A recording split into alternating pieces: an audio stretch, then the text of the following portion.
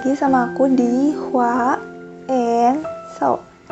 Kali ini aku bakal ngebahas tentang kenapa sih aku bisa gagal di scholarship KGSP atau GKS di tahun 2019 lewat Ambassador Track. Jadi kan kemarin aku ngomong kalau aku tuh beasiswanya itu tahun 2018, ternyata nggak tahun 2019, tepat tahun dimana aku lulus. GKS kan bilang kalau misalkan nggak punya ijazah, kita bisa ngelampirin surat keterangan lulus sementara. Dan aku juga udah menghubungi salah satu yang mendapatkan beasiswa KGSP, dan dia juga ternyata ngelampirin surat keterangan lulus sementara dan berhasil masuk. Aku pikir kalau aku juga melampirkan surat keterangan lulus sementara mungkin ada rezekinya. Kemudian berusahalah aku minta ke kampus untuk mendapatkan SKL tersebut. Aku kan bakal sidang itu 3 bulan, bulan Februari, Maret, April, Mei, sekitar bulan April, Mei atau aku sidang. Tapi ternyata pihak kampus itu tidak mau memberikan surat kelulusan sementara, keterangan kelulusan sementara, karena dikhawatirkan surat itu dipergunakan secara tidak benar atau tidak sesuai dengan ketentuannya. Nah, padahal aku udah ngejelasin bahwa aku itu mau ikut scholarship, tapi tetap aja pihak kampus ngotot gak mau ngeluarin dan aku gak bisa maksa.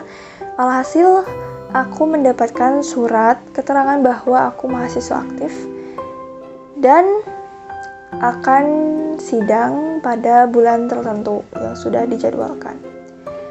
Awalnya aku dari situ udah mau berhenti, gak mau ngelanjutin, cuman aku pikir namanya rezeki siapa yang tahu, ya enggak.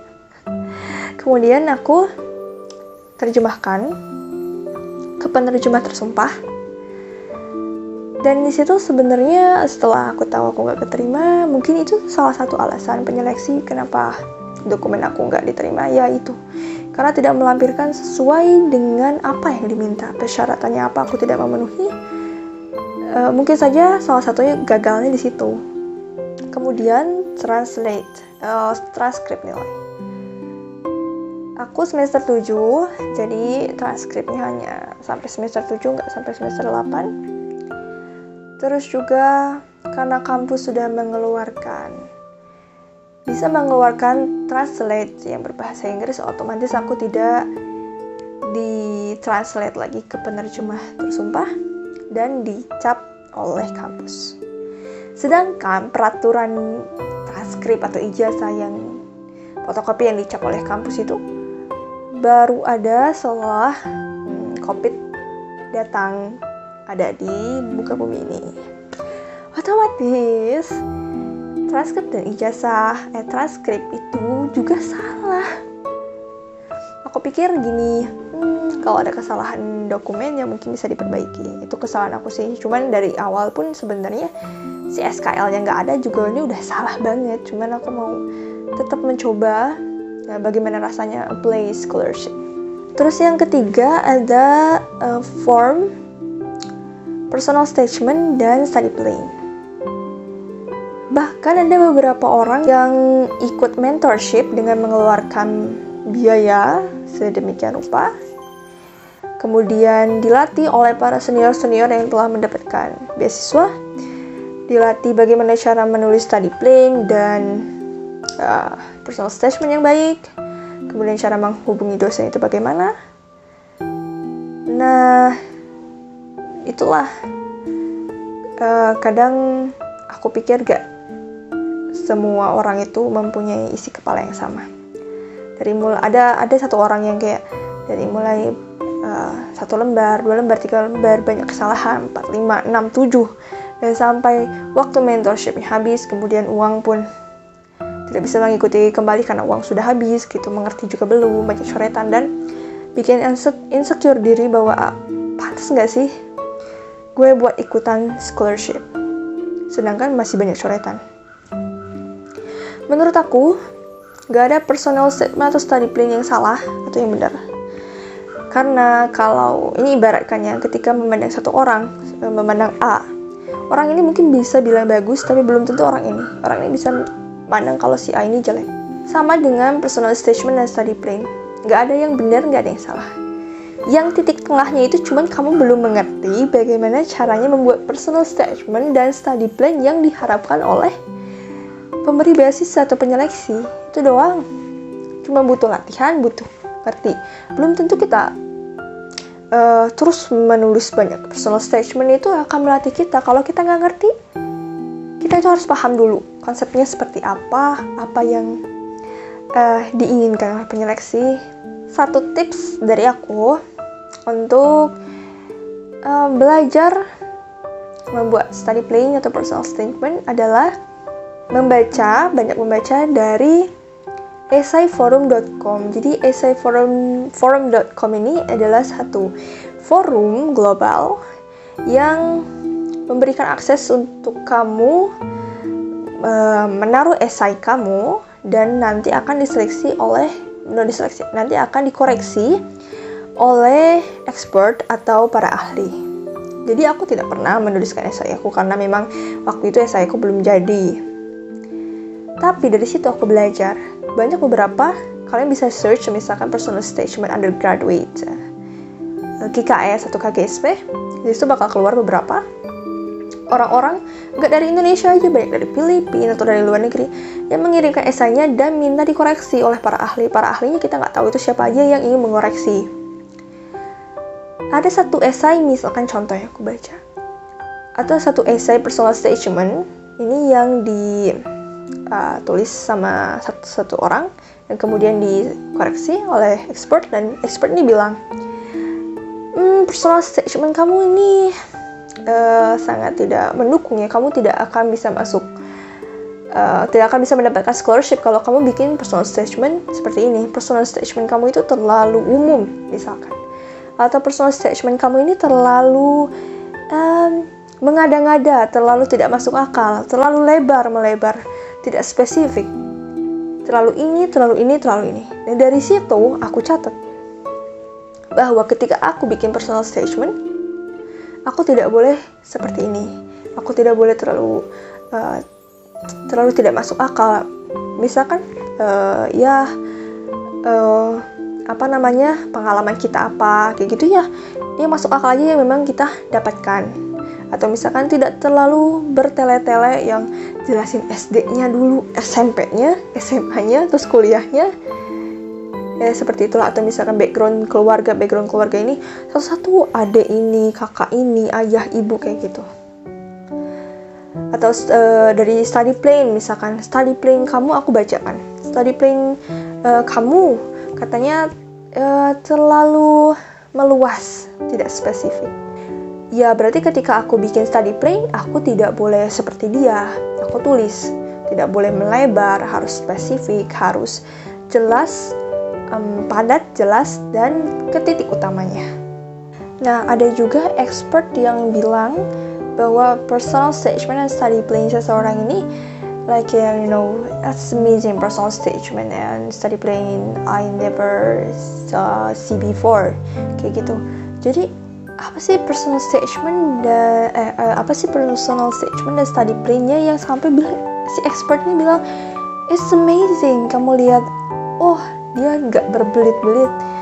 Misalkan dia menunjukkan atau menuliskan prestasi-prestasi yang memang unggulan kayak gitu. Atau misalkan dia menunjukkan ketertarikan dalam satu bidang atau hobinya yang terkait dengan jurusannya. Singkat, padat, jelas, dan harapannya atau misalkan mimpinya tuh nggak terlalu besar loh. Yang penting memberikan satu aspek yang berarti bagi lingkungan, baik itu manfaatnya untuk Korea ataupun negaranya, misalkan negara Indonesia atau negara Indonesia. Kita bisa belajar dari sana. Kita nggak perlu mencantumkan esai kita. Kalau kalian mau mencantumkan esai kalian dan dikoreksi sama expert, itu malah lebih baik lagi. Jadi kalian tahu bukan kesalahan ya. Jadi kalian tahu kalian belum mengertinya itu di mana. Tapi kalau misalnya kalian mau belajar dari orang-orang yang telah mencantumkan esainya, juga nggak apa-apa. Dua-duanya bagus. Yang keempat itu adalah sertifikat bahasa dan sertifikat lainnya. Jadi itu nggak salah sih sebenarnya. Aku nggak terlalu aktif di kampus dengan organisasi-organisasi.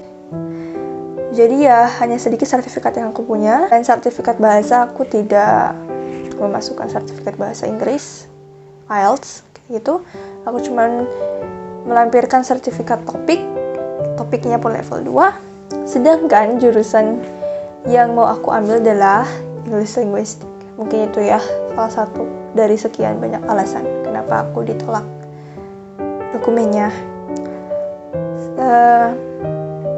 Sebenarnya ada satu universitas yang aku ingin tulis ketika itu. Aku ingin kesini, kan 3 jurusan. Tapi ketika itu tahun 2019 universitas yang aku mau tidak mengikut sertakan dirinya, universitasnya. Alhasil aku memilih 3 universitas yang cukup bagus di Seoul karena aku memang suka banget sama Seoul. Kenapa channel ini namanya Hua in Seoul? Karena aku suka sama Seoul. Dan yaitu mungkin universitasnya high, dan aku nggak punya kemampuan itu. Sedangkan orang-orang yang mengirim dokumen itu mungkin lebih berpotensi. Aku nggak nganggap diri aku rendah, tapi ketika itu posisi aku ada di bawah dibanding orang-orang yang di atas. Tapi nggak nyalahin diri aku sendiri, karena ya memang ketika itu aku berada di bawah, belum belajar ini, belum belajar itu. Jadi jangan pernah nyalahin diri kamu, karena diri kamulah yang akan membawa dirimu sendiri naik ke atas. Yang kelima ada surat rekomendasi. Jadi surat rekomendasi itu biasanya kan minta ke dosen atau ke guru yang mengerti kita. Nah masalahnya kan gak banyak dosen yang mau ngasih surat rekomendasi gitu. Jangan nyalahin dosennya yang gak mau ngasih surat rekomendasi, jadi kitanya yang harus bikin draft gitu kan. Jadi pengalaman aku minta surat rekomendasi itu ke salah satu dosen yang berpengaruh di kampus. Nah sama beliau ditunjukin nih, kalau misalkan udah kamu contoh deh surat rekomendasi kakak senior yang waktu itu mau beasiswa ke Amerika, kata beliau. Nah kamu tulislah kayak gini. Nah aku ikutin tuh, oh seperti ini cara menulis surat rekomendasi. Nah akhirnya akan dikoreksi sama beliau, ini yang salah, ini yang harus diperbaiki, kayak gitu. Jadi kalian harus benar-benar mengetahui apa yang harus ditulis dalam draft surat rekomendasi, dan kemampuan kalian tuh sampai di mana sih. Jadi kalian yang tahu. Ketika experience yang kedua adalah meminta surat rekomendasi kepada dosen yang benar-benar beliau nulis. Dan hasilnya si surat rekomendasi itu cuman gak lebih dari segini, gak lebih dari 1 paragraf. Aku gak mau nyalahin dosen, karena memang dosen itu kadang-kadang kan emang gak tahu kita, yang tahu itu cuma kita. Jadi aku berpesan untuk kalian yang mau bikin surat rekomendasi, kalau dosennya itu memang betul-betul mengerti kalian dan bersedia untuk menulis surat rekomendasi, harus berterima kasih banget sama dosennya. Dan kalaupun dosennya atau guru tersebut menyuruh kita untuk menulis surat rekomendasi, itu merupakan kesempatan kita untuk membuat surat rekomendasi yang sebaik-baiknya.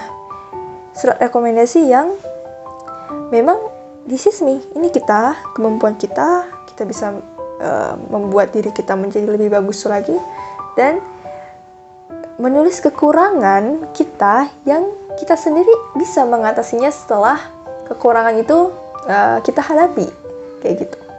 Untuk sertifikat yang lainnya, kalian bisa dari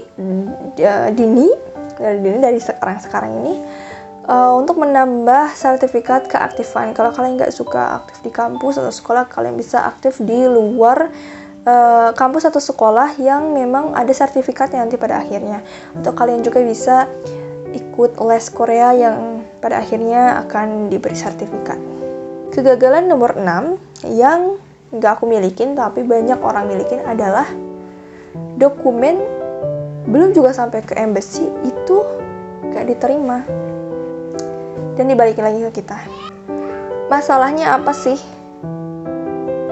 Masalahnya adalah kamu itu telat. Dan seperti video aku yang cara mendownload form GKS itu lewat universitas, Seoul Universitas itu misalkan tutup tanggal 12, nah kan harus lihat tanggal 12-nya itu jam berapa. Untuk Seoul kan jam 5. Berarti secara otomatis kedubes juga punya waktu yang mereka tentukan, yang mereka rahasiakan kapan dokumen itu akan di-cut. Ada juga yang ngirimnya itu tanggal 6 padahal batasnya tanggal 7. Ya memang akan datang tepat waktu di tanggal 7. Tapi kapan, jam berapa mamang paket bakal nganterin ke kedutaan? Kalau mamang paketnya datang jam 3 sore, sementara kedubes itu tutupnya jam 12 untuk dokumen KGSP, otomatis satpamnya pun tidak akan menerima dokumennya dan dokumennya akan dibalikan kepada kamu. Oleh karena itu, kalau misalnya menurut aku ya, kalau kalian tahu beasiswa ini seminggu sebelum atau 2 minggu sebelum, mungkin persiapannya akan kurang dan akan telat, itu bisa masuk akal. Tapi kalau kalian udah tahu beasiswa ini sejak 3 bulan, 4 bulan yang lalu, udah mempersiapkannya dengan yang persiapan matang, maka maksimal seminggu sebelum itu dokumen harus sudah sampai. Dari situ pun akan terlihat tanggung jawab kalian pada sesuatu yang kalian kerjakan. Meski aku pun mengirim KGSP dengan persiapan yang kurang matang, itu sebenarnya memang kurang pengalaman dan terlalu memaksakan. Aku yang terlalu memaksakan, sementara surat keterangan lulus sementara juga nggak ada gitu. Tapi ada satu pelajaran yang aku pelajari bahwa gini rasanya apply scholarship, dan ketika nanti aku apply lagi, aku akan punya pengalaman yang tidak akan aku usahakan tidak akan aku ulangi lagi. Buka hasil, wah nama aku nggak ada nih, ya udah nggak apa-apa, nggak usah sedih, karena memang setiap orang punya rezekinya masing-masing dan mungkin aja itu bukan rezeki aku di situ. Memang aku udah jual cincin hadiah dari orang tua untuk apply scholarship karena aku nggak mau ngebebani mereka. Udah banyak waktu yang terbuang, ibaratnya lari ke dosen sana, lari ke dosen sini, minta surat keterangan lulus sementara pun nggak bisa gitu.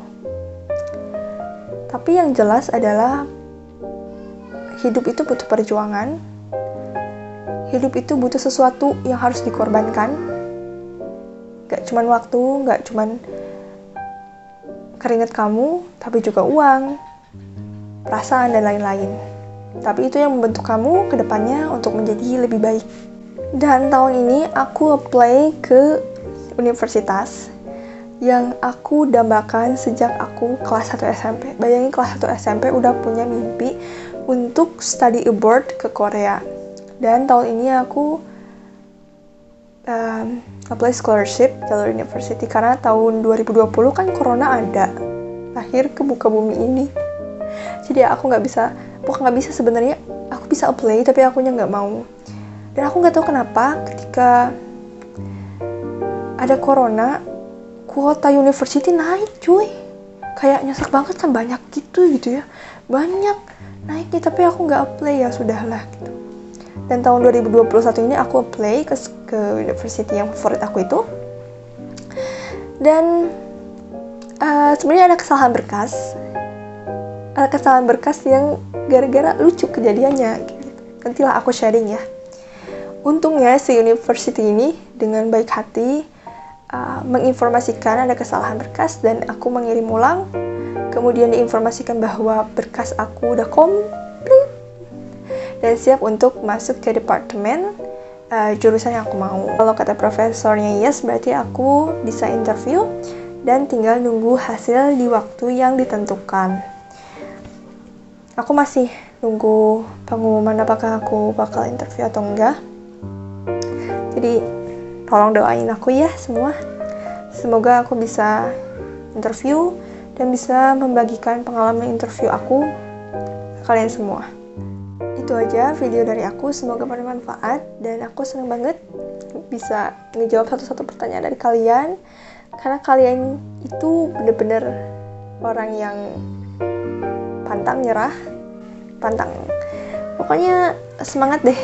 Jadi aku senang buat ngebales satu-satu pertanyaan kalian.